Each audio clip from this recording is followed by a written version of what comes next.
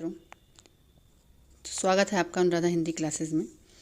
आज हम पीजीटी हिंदी में जो 100 प्रश्न हिंदी के रहते हैं उन प्रश्नों के अलावा जो 40 प्रश्न पेडागॉजी के आते हैं, बाल विकास, समावेशी शिक्षा की, विशिष्ट आवश्यकता वाले बच्चों की शिक्षा के ऊपर जो सभी प्रश्न आते हैं उन सभी प्रश्नों को देखेंगे और सॉल्व करेंगे, ताकि हमारा अगला पोर्शन जो पार्ट 1 है, पार्ट 1 के जो 40 प्रश्न पेडागॉजी के होते हैं वो भी अच्छे से तैयार हो जाएं। बाकी जो 10 प्रश्न हिंदी और 10 प्रश्न इंग्लिश के आएंगे और जीएस रीजनिंग के आएंगे, उन भी प्रश्नों को हम देख लेंगे। अभी इस वीडियो में मैं केवल पेडागॉजी के ही प्रश्नों का विश्लेषण करूंगी और आपको उत्तर के साथ उसको बताऊंगी। तो चलिए पहला प्रश्न देखते हैं हम। बाल्यावस्था की एक प्रमुख विशेषता, इसमें पूछा है कि बाल्यावस्था की प्रमुख विशेषता क्या है। तो पहली देखिए, अधिगम की तीव्रता होती ही है, अपेक्षाकृत स्थिर विकास होता ही है, यथार्थवादी दृष्टिकोण भी होता है उनमें। तो ये उत्तर, इसमें डीप उत्तर सही हो जाएगा। नेक्स्ट प्रश्न हम देखते हैं, प्रश्न नंबर 2। कक्षा के अंदर बालकों के अधिगम पर सर्वाधिक प्रभाव दृष्टिगोचर होता है। तो कौन सा प्रभाव सबसे अधिक दृष्टिगोचर होता है, हमको इसमें ये बताना है कि कक्षा का सामाजिक वातावरण, कि कक्षा का आर्थिक वातावरण, कि नेक्स्ट है आंसर उसमें सी, कक्षा का मनोवैज्ञानिक वातावरण। ठीक, तो कि कक्षा का अनुशासन। तो इन चारों में हमें बताना है कि सही उत्तर क्या है। तो कक्षा का सबसे पहला बालक जब आता है तो उसका मनोवैज्ञानिक वातावरण कैसा है वही देखना बहुत ज़रूरी है। तो इसमें हम उत्तर सी सही करेंगे। नेक्स्ट प्रश्न है, समाजीकरण की प्रक्रिया में शिक्षक का उत्तरदायित्व है। समाजीकरण की प्रक्रिया में शिक्षक का क्या उत्तरदायित्व है। तो समाजीकरण वातावरण का निर्माण, बी है सामूहिक कार्यों को प्रोत्साहन, और सांस्कृतिक, सी है सांस्कृतिक कार्यों को प्रोत्साहन, डी उपरोक्त सभी।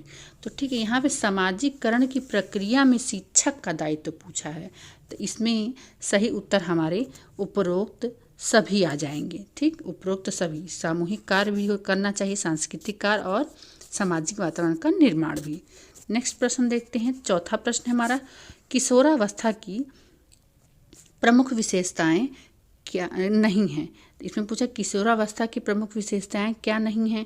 संवेगों का आधिक्य, संचय की प्रवृत्ति, कल्पना की बहुलता, वो तो होती ही है, संवेग भी अधिक होते हैं। डी है मानसिक विकास, वो भी होता है। तो एक चीज़ नहीं होती है, क्या, कि संचय। तो आपके घर में बच्चे भी होंगे जो किशोरावस्था, तो उनमें संचय की प्रवृत्ति मतलब अर्थात संभाल के रखने की जो प्रवृत्तियाँ होती हैं वो सब नहीं होती हैं। ठीक, केवीएस हमारा क्या है कि हमारे मनोविज्ञान को बहुत अच्छे तरह से परखना चाहता है। इसमें ये वो ऐसे ही प्रश्न पूछता है कि ये बहुत नहीं पूछेगा कि हाँ इनका सिद्धांत बताइए, इनका ये बताइए, नहीं। वो एक सफल शिक्षक जो मनोवैज्ञानिक तौर पे हो, उन्हीं लोगों को वो चुनाव करता है। तो इस आधार पर ये उत्तर यहाँ पर सही है, संचय की प्रवृत्ति। पांचवा है, किस मनोवैज्ञानिक का कहना है कि सभी बालक जन्म के समय समान होते हैं। तो ये किस मनोवैज्ञानिक का कहना है, वाटसन का। ये वाटसन का कहना है, ठीक, कि सभी बालक जन्म के समय समान होते हैं। संवेग, छठा प्रश्न है, संवेग शब्द का शाब्दिक अर्थ क्या है। संवेग शब्द का सार्थिक और अर्थ क्या है, शाब्दिक अर्थ क्या है संवेग शब्द का। तो क्रोध और भय, उत्तेजन या भाव में उथल पुथल, स्नेह तथा प्रेम, इनमें से कोई नहीं। तो इनमें से कोई नहीं, तो ये है संवेग का। संवेग हमारे अंदर जो इच्छाएं हैं, व्यवहार जो उत्तेजित होती हैं, तो उसके बारे में कहा है। तो यहाँ उत्तेजना या भाव में उथल पुथल, ये उत्तर सही है। सातवां प्रश्न है, बालकों में सौंदर्य भूमि विकसित करने का आधारभूत साधन है। तो ए है प्रकृति अवलोकन, बी है साहित्यिक अध्ययन, सी है टेलीविज़न, डी है खेलकूद। तो इसका सही उत्तर है प्रकृति अवलोकन। ठीक, इसका सही उत्तर है हमारा प्रकृति का अवलोकन। सौंदर्य की मतलब प्राकृतिक वातावरण को जो उनके देखकर सौंदर्य की सब अनुभूति करते हैं, फिर वो अपनी अनुभूतियों को बाहर निकालते हैं। तो आठवां प्रश्न है, शिक्षा मनोविज्ञान सहायक है। शिक्षा मनोविज्ञान किस लिए सहायक है।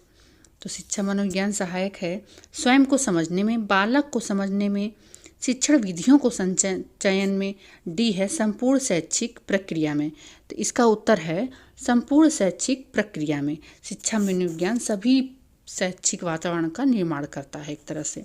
नेक्स्ट है 9वां प्रश्न है मौखिक प्रतिवेदन किसने तैयार किया था? तो ये प्रश्न का उत्तर है बी, वाटसन ने। मौखिक प्रतिवेदन किसने तैयार किया था? बी, वाटसन ने। वाटसन ने मौखिक प्रतिवेदन तैयार किया था। नेक्स्ट प्रश्न है 10वां कि किस मनोवैज्ञानिक ने बालकों के साथ फोबिया पर कार्य किया था? किस मनोवैज्ञानिक ने बालकों पर फोबिया के साथ कार्य किया था? तो इसका उत्तर है 10वीं का ए, वाटसन ने। वाटसन ने ही फोबिया पे कार्य किया था। ठीक है, ये फोबिया पे कार्य वाटसन ने ही किया था। नेक्स्ट है किसने कहा है मुझे 1 दर्जन बच्चे दो और वातावरण के प्रभाव से उन्हें अच्छे डॉक्टर, वकील, वैज्ञानिक, यहाँ तक कि अपराधी भी बनाया जा सकता है। अपराधी भी बनाया जा सकता है। तो ये कथन बहुत ही फेमस है, लगभग हर परीक्षाओं में पूछे जाते हैं। तो किसने? वाटसन ने ये कथन कहा था। नेक्स्ट प्रश्न है खेलों के माध्यम से सामाजिकता का विकास होता है क्योंकि?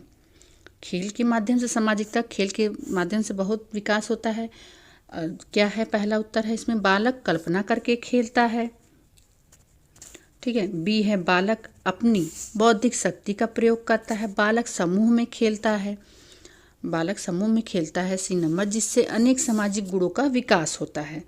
ठीक, तो यहाँ पे डी, बालक स्वतंत्र होकर खेलता है। इन चारों में से सही उत्तर है हमारा है सी।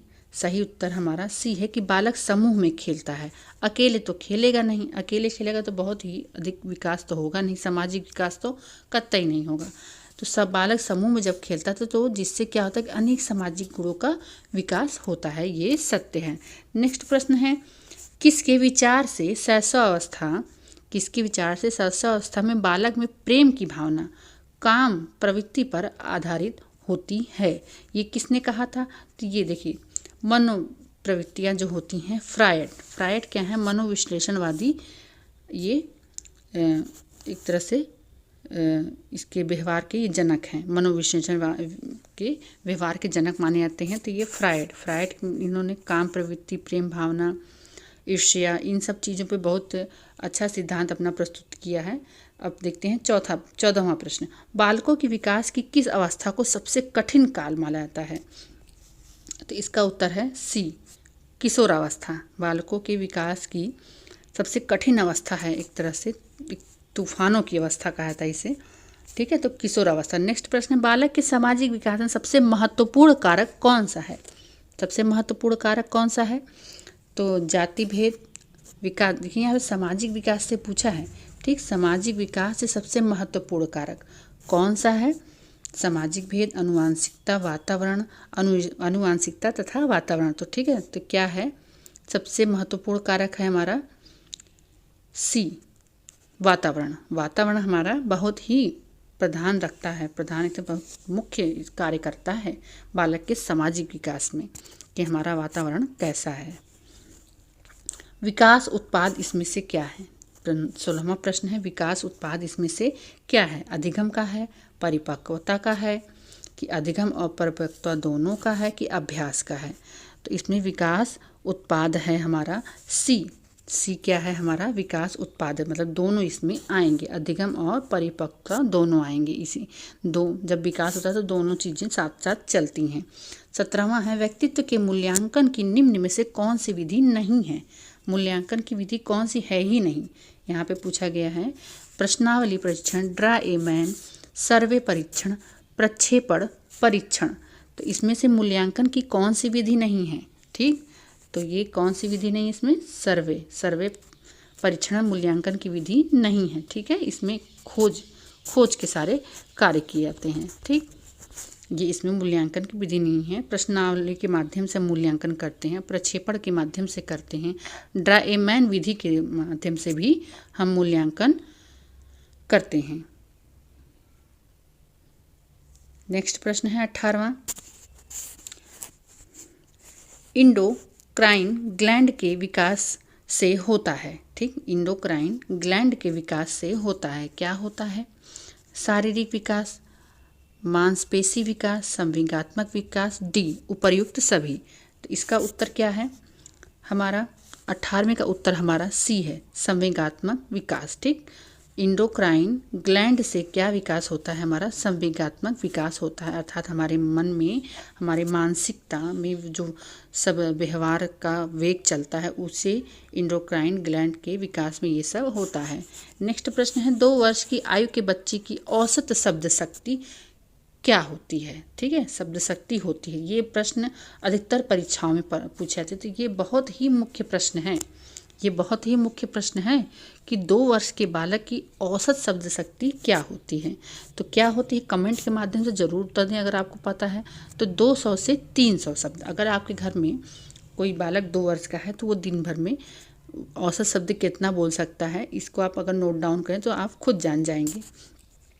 नेक्स्ट प्रश्न है बच्चे की मानसिक आयु उनकी शारीरिक आयु से कितने वर्ष कम होने पर उस बच्चे की शिक्षा पर विशेष ध्यान दिए जाने की आवश्यकता है? ठीक, यहाँ पे प्रश्न क्या पूछा है कि बच्चे की मानसिक आयु और उसकी शारीरिक आयु से कितने वर्ष, ठीक, कितने वर्ष कम होने, अर्थात थोड़ा सा वो मंद है बुद्धि में, कमज़ोर है, ठीक, कमज़ोर है बुद्धि में, उस बच्चे की शिक्षा पर विशेष ध्यान देने जाने की आवश्यकता होती है। तो क्या होता है कि 1 वर्ष, 2 वर्ष, 3 वर्ष या कोई नहीं? तो इसका उत्तर है 2 वर्ष। अगर उसकी आयु 2 वर्ष अधिक है लेकिन उसकी बुद्धि 2 वर्ष पीछे है तो हमें विशेष ध्यान देने की आवश्यकता होती है। आत्मनिरीक्षण प्रणाली विकसित की थी। आत्मनिरीक्षण प्रणाली किसने विकसित की थी? तो ये ए है, वुड ने ये आत्मनिरीक्षण प्रणाली को विकसित किया था। ठीक, नेक्स्ट प्रश्न हम देखते हैं मनोविज्ञान का सिद्धांत। बहुत ही फेमस पुस्तक है ये। मनोविज्ञान का सिद्धांत नामक पुस्तक किस मनोवैज्ञानिक द्वारा लिखा गया है? तो किस वैज्ञानिक द्वारा लिखा गया है अगर आपको पता है ज़रूर कमेंट में इसका उत्तर दें। तो हमारा इसका उत्तर है 22वें का बी उत्तर है जेम्स इसके लेखक हैं। ठीक, 22वें का बी उत्तर है। अब नेक्स्ट प्रश्न है आपका प्रयोगात्मक मनोविज्ञान के पिता के नाम से कौन जाना जाता है? ठीक, प्रश्न है प्रयोगात्मक मनोविज्ञान के पिता के नाम से कौन जाना जाता है? कौन जाना जाता है? वुड क्या जाने जाते हैं? प्रयोगात्मक मनोविज्ञान के पिता के नाम से जाने जाते हैं। नेक्स्ट प्रश्न हमारा मनोविज्ञान में किस विचार को प्रथम बल के नाम से जाना जाता है? मनोविज्ञान में किस विचार को प्रथम बल के नाम से जाना जाता है? तो किस विचार को जाना जाता है? मनोवैज्ञानिक विश्लेषण को। ये प्रथम बल होता है इसमें, मतलब प्रथम शक्ति यही होती है मनोवैज्ञानिक में कि हमारा मनोवैज्ञानिक विश्लेषण किस तरह से हो रहा है। नेक्स्ट प्रश्न है थार्नडाइक ने बुद्धि की प्रकृति के विषय में निम्नलिखित में से कौन सा सिद्धांत माना है? तो थार्नडाइक का सिद्धांत अगर आप लोग को याद होगा तो इसका उत्तर आप लोग को तुरंत समझ में आ जाएगा। तो इसमें माना है उन्होंने बहुशक्ति सिद्धांत। ठीक, थार्नडाइक ने इसी को माना है, बहुशक्ति सिद्धांत को माना है। नेक्स्ट प्रश्न है स्पीयरमैन बुद्धि की प्रकृति को लेकर निम्नलिखित में से कौन सा सिद्धांत मानता है? तो स्पीयरमैन का सिद्धांत आप लोगों ने पढ़ा है तो इसका उत्तर है हमारा 26वें का डी। ठीक, द्विशक्ति सिद्धांत स्पीयरमैन का है, बहुशक्ति सिद्धांत थार्नडाइक का है। ठीक, इस चीज़ को याद रखिएगा। जिस आयु में, क्वेश्चन नंबर 7 है, जिस आयु में बालक की मानसिक योग्यता का लगभग पूर्ण विकास हो जाता है वह आयु कौन सी है? वह आयु है हमारी 14 वर्ष। ठीक, 14 वर्ष है। आपने देखा भी होगा 6 से 14 वर्ष के लिए आयु के बच्चों के लिए शिक्षा मुफ्त का प्रावधान किया गया है। तो यहीं से आप तुरंत हिसाब लगा लीजिए। नेक्स्ट है मानसिक विकास के लिए अध्यापक का कार्य है। मानसिक विकास के लिए अध्यापक का क्या कार्य है? बालकों को सीखने के पूरे अवसर प्रदान करें, छात्र छात्राओं के शारीरिक स्वास्थ्य की ओर पूरा ध्यान दें, व्यक्तिगत भेदों की ओर ध्यान देते हुए उनके समुचित वातावरण की व्यवस्था करें। डी उपर्युक्त सभी। तो इस प्रश्न का उत्तर हमारा ये तीनों हो जाएंगे। ये तीनों उत्तर इसमें सही हैं। नेक्स्ट प्रश्न है 7 वर्ष की आयु तक पहुँचते पहुँचते एक सामान्य बालक का शब्द भंडार कितना हो जाता है? देखिए वहाँ 2 वर्ष पूछा था। ठीक, 2 वर्ष पूछा था, 200 से 300 थे। अब यहाँ पे पूछ लिया 7 वर्ष, तो 7 वर्ष के बालक का कितना हो जाता है? 7 वर्ष अर्थात वो बच्चा लगभग 1 या 2 में पढ़ता रहेगा। तो इसका उत्तर हो जाएगा हमारा बी। इसका उत्तर है हमारा बी, 6000 शब्द। 29वें प्रश्न का उत्तर है 6000 शब्द। नेक्स्ट प्रश्न है, विद्यालय का बालक पर क्या प्रभाव पड़ता है? बालक के, ये उत्तर है, बालक के शारीरिक, मानसिक, सामाजिक, सांस्कृतिक तथा चारित्रिक विकास पर प्रभाव पड़ता है। ठीक, ये तो सही बात है।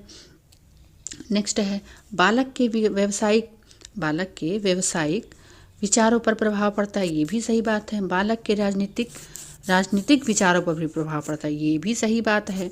जब वो समाज में है, विद्यालय एक सामाजिक संस्था है, तो इन सभी चीज़ों पे, तो इसका उत्तर हमारा डी पूरी तरह से सही है। ठीक, नेक्स्ट प्रश्न है 31वां, बालक के सामाजिकरण में कौन से तत्व बाधक हैं?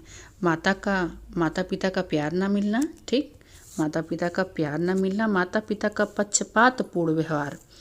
ठीक, अनुचित दंड अथवा असुरक्षा। ठीक, तो ये क्या है, हमारे सामाजिकरण में ये सभी तत्व बाधक हैं। ठीक, तो ये सभी तत्व बाधक हैं, ये उत्तर सही है। तो हमें माता पिता का प्यार न मिलना, तब भी कुंठित हो जाता है बालक का मन, और पक्षपात व्यवहार होता है, तब भी बालक के मन में एक हीन भावना आ जाती है, और अनुचित दंड, बिना गलत कार्य के दंड मिलता है तो भी। तो ये उत्तर हमारा डी सही है। नेक्स्ट प्रश्न है 32वां प्रश्न है हमारा, छात्रों में नैतिक गुणों के विकास हेतु अध्यापक में किस प्रकार का गुण होना चाहिए? ठीक, नैतिक विकास की बात हो रही है, मोरल एजुकेशन। तो इधर देखिए, एक कठोर प्रशासक के गुण होने चाहिए, एक योग्य अध्यापक के गुण होने चाहिए, एक राजनेता के गुण होने चाहिए, एक अच्छे सामाजिक कार्यकर्ता के गुण होने चाहिए। तो इसका उत्तर हमारा क्या होगा? एक योग्य अध्यापक के गुण होने चाहिए। ठीक है, तो ये एक योग्य अध्यापक सब कुछ कर लेगा। निम्नलिखित में से कौन सा संवेग बालकों में सर्वाधिक अक्षमता, असक्षमता तथा असुरक्षा उत्पन्न करता है? कौन सा संवेग सबसे ज़्यादा इसमें क्या करता है? हमारे अंदर असुरक्षा की भावना पैदा कर रहा है। देखिए यहाँ पे, तो बताइए कौन सा संवेग? हमारा 33वें का उत्तर है भय। जब व्यक्ति डर जाता है तो तुरंत हमारे मन में असुरक्षा आ जाती है। तो तुरंत उत्तर आप यहाँ से इसका लगा सकते हैं। नेक्स्ट प्रश्न है 34वां, निम्नलिखित में से किशोरावस्था की मुख्य समस्या क्या है? किशोरावस्था की मुख्य समस्या क्या है? इसमें शारीरिक विकास की समस्याएं, समायोजन की समस्या भी होती है, काम और संवेगात्मक समस्याएं भी होती हैं। तो इसका उत्तर होगा हमारा 34वां का डी, सभी समस्याएं इसमें होती हैं। नेक्स्ट प्रश्न है हमारा, सामान्य बुद्धि बालक प्रायः अवस्था में बोलना सीख जाते हैं। सामान्य बुद्धि बालक प्रायः अवस्था में बोलना सीख जाते हैं। कौन से बालक? कितने माह के बालक बताइए? तो इसका प्रश्न का उत्तर हमारा लगभग ए। अधिकतर बच्चे जो होते हैं स्वस्थ एकदम बच्चे, तो वो लगभग 11 माह से ही माता पिता, मतलब माँ, मम्मी, पापा या माँ, पापा, ये शब्द बोलने लगते हैं, दादा बोलने लगते हैं। तो 11 माह से ये बोलने लगते हैं। अधिकतम रेयर केस में ऐसा होता है कि लगभग 2-3 साल तक, 3-3 साल तक बच्चे बस केवल कुछ ही चुने हुए शब्दों को बोल पाते हैं। तो यहाँ पे सामान्य बुद्धि बालक की बात हुई है। ठीक है, तो 11 माह से बोलना चलना सब शुरू हो जाता है। नेक्स्ट प्रश्न है, यह परिभाषा किसकी है? मनोविज्ञान शिक्षा का आधारभूत विज्ञान है। तो यह परिभाषा बहुत फेमस है कि मनोविज्ञान शिक्षा का आधारभूत विज्ञान है। तो हमारा 36वें का उत्तर है बी, स्किनर ने इसकी ये परिभाषा दी है। ठीक है, कि मनोविज्ञान को उन्होंने क्या माना है? एक आधारभूत स्तंभ माना है। नेक्स्ट प्रश्न है 37वां, वाटसन ने नवजात शिशु में मुख्य रूप से किन संवेगों की बात कही है? वाटसन ने नवजात शिशु में किस संवेगों की बात कही है? तो देखिए, उनमें भय होता है, क्रोध भी होता है और स्नेह भी होता है।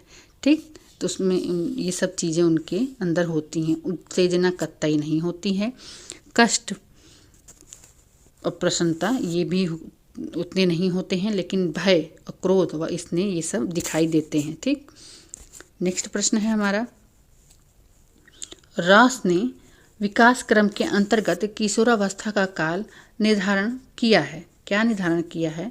किशोरावस्था का काल। ठीक, किसके अनुसार? रास महोदय के अनुसार। ठीक है, इन्होंने अलग अलग अवस्थाएं विकास क्रम की निर्धारित की हैं। तो इसमें 12 से 18 वर्ष, 13 से 19 वर्ष, 11 से 17 वर्ष और 12 से 19 वर्ष। तो इसका उत्तर हमारा ये ए, ये उत्तर हमारा सही है। 12 से 18 अवस्था की क्या अवस्था होती है? किशोरावस्था का काल इन्होंने निर्धारित किया है। कितने माह का शिशु प्रौढ़ व्यक्ति की मुख मुद्रा को पहचानने लगता है? एक छोटा बच्चा वो कितने माह का जो होता है कि वो जानता है कि अब सामने वाले व्यक्ति के चेहरे की क्या मुद्राएं बन रही हैं। तो आप बताइए कि 4 या 5 माह का शिशु, 8 से 9 माह का शिशु, 5 से 7 माह का शिशु कि 3 माह का शिशु? तो इसमें हमारा 4 और 5 माह का शिशु क्या होता है कि पहचानने लगता है कि प्रौढ़ व्यक्ति की मुख मुद्रा को, कि वो हंस रहा है तो हंसने लगता है, थोड़ा देखकर मुस्कुराने लगता है। लगभग 2 महीने के बाद तीसरे महीने से ही बच्चे मुस्कुराना शुरू कर देते हैं। तो यहाँ पे फिर वही चौथे माह से 5वें माह तक ये क्रियाएं स्टार्ट हो जाती हैं। नेक्स्ट प्रश्न है, बालक का शारीरिक, मानसिक, सामाजिक और संवेगात्मक विकास किस अवस्था में पूर्णता को प्राप्त करता है? सभी अवस्थाएं पूछ दी हैं यहाँ पे, ठीक। सामाजिक, मानसिक, संवेगात्मक विकास किस अवस्था में पूर्ण, मतलब जब कंप्लीट हो जाता है, तो हमारे 40वें का उत्तर है डी, ठीक। किशोरावस्था में ये सब चीज़ें पूर्ण हो जाती हैं। नेक्स्ट प्रश्न है, मनोविज्ञान का शिक्षा के क्षेत्र में क्या योगदान है? बहुत बड़ा योगदान है शिक्षा के क्षेत्र में मनोविज्ञान का। अब शिक्षा बाल केंद्रित हो गई है। शिक्षक बालकों से निकट का संपर्क स्थापित करने का प्रयास करता है। शिक्षक को छात्रों की आवश्यकता का ज्ञान हो सकता है, ठीक। तो ये क्या होता है? इसका उत्तर हमारा 41वें का उत्तर हमारा है डी, ये सभी चीज़ें होती हैं। नेक्स्ट प्रश्न है 42वां हमारा बाल विकास में का 42वां प्रश्न है, मनोविज्ञान व्यवहार का निश्चित विज्ञान है। ये कथन किसने कहा हुआ है कि मनोविज्ञान व्यवहार का निश्चित विज्ञान है? मनोविज्ञान व्यवहार का निश्चित विज्ञान है। तो ये कथन कहा है हमारा 42वें का उत्तर है डी, वाटसन ने ही कहा है, ठीक है। व्यवहार का विज्ञान इन्होंने ही निर्धारित किया है मित्रों, आप जरूर ध्यान दीजिएगा इस चीज़ को। नेक्स्ट प्रश्न है, शिक्षक के लिए मनोविज्ञान, बाल मनोविज्ञान का ज्ञान क्यों जरूरी है? तो ये तो शिक्षक के लिए बाल मनोविज्ञान का ज्ञान तो बहुत ही जरूरी है। इससे बच्चों की आधारभूत विशेषताओं का जानने का अवसर मिलता है। सही बात है। शिक्षण मनोवैज्ञानिक नियमों के अनुकूल होता है। आधुनिक शिक्षा प्रणाली की आवश्यकता है। शिक्षण सफल होता है। तो यहाँ प्रश्न ये किया है कि शिक्षक के लिए बाल मनोविज्ञान का ज्ञान क्यों आवश्यक है? इससे होता क्या है कि शिक्षण मनोविज्ञान नियमों के अनुकूल होता है, ठीक। इसलिए हमको शिक्षण मनोविज्ञान का, बाल मनोविज्ञान का ज्ञान जरूर होना चाहिए। 44वां प्रश्न है, बाल विकास का निर्धारण किया जाता है बालक की अनुवांशिक संरचना द्वारा, बालक की अनुवांशिक वातावरण दोनों की जटिल संरचना के द्वारा, बालक संबंधी वातावरणीय दबाव तथा जिन पर शिक्षा का कोई नियंत्रण नहीं होता। डी है, विभिन्न बालकों में विभिन्न प्रकार के निर्धारक कार्य करते हैं। तो 44वां का उत्तर है बी, ठीक। 44वें का उत्तर है बी कि बाल विकास का निर्धारण किया जाता है बालक के अनुवांशिक वातावरण दोनों को जटिल संरचना के द्वारा। नेक्स्ट प्रश्न है 45वां है, उत्तर बाल्यकाल का समय कब होता है? तो उत्तर बाल्यकाल का समय होता है 6 से 12 वर्ष, ठीक। विकास के संदर्भ में मैकडूगल ने क्या कहा है? विकास के संदर्भ में मैकडूगल ने क्या कहा है? मैकडूगल ने कहा है कि मूल प्रवृत्त्यात्मक व्यवहार का विश्लेषण किया।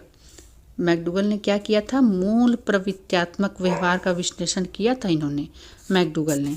नेक्स्ट प्रश्न है 47वां, सामाजिकरण व वैयक्तिकरण एक ही प्रक्रिया के दो पहलू हैं। यह कथन किसका है? सामाजिकरण व वैयक्तिकरण। 47वें का उत्तर हमारा ये है मैकाइवर, ठीक। नेक्स्ट प्रश्न है हमारा, वर्तमान में मनोविज्ञान साइकोलॉजी शब्द का क्या अर्थ है? मनोविज्ञान साइकोलॉजी शब्द का अर्थ है हमारा 48वां का उत्तर है ए, व्यवहार का विज्ञान, ठीक। व्यवहार का विज्ञान। बाह्य वातावरण के अंतर्गत निम्न में से कौन सी परिस्थिति आती है? बाह्य वातावरण के अंतर्गत निम्न से कौन सी परिस्थिति आती है? तो 49वें का उत्तर हमारा है लगभग सभी आ जाती है। भौतिक आती है, सामाजिक आती है, सांस्कृतिक। नेक्स्ट प्रश्न है हमारा, शिक्षा मनोविज्ञान का केंद्र। शिक्षा मनोविज्ञान का केंद्र है बालक, शिक्षक, शिक्षण विधि, पाठ्यक्रम। तो बताइए शिक्षा मनोविज्ञान का केंद्र क्या है? शिक्षा मनोविज्ञान का केंद्र है बालक। बालक ही केंद्र में होता है।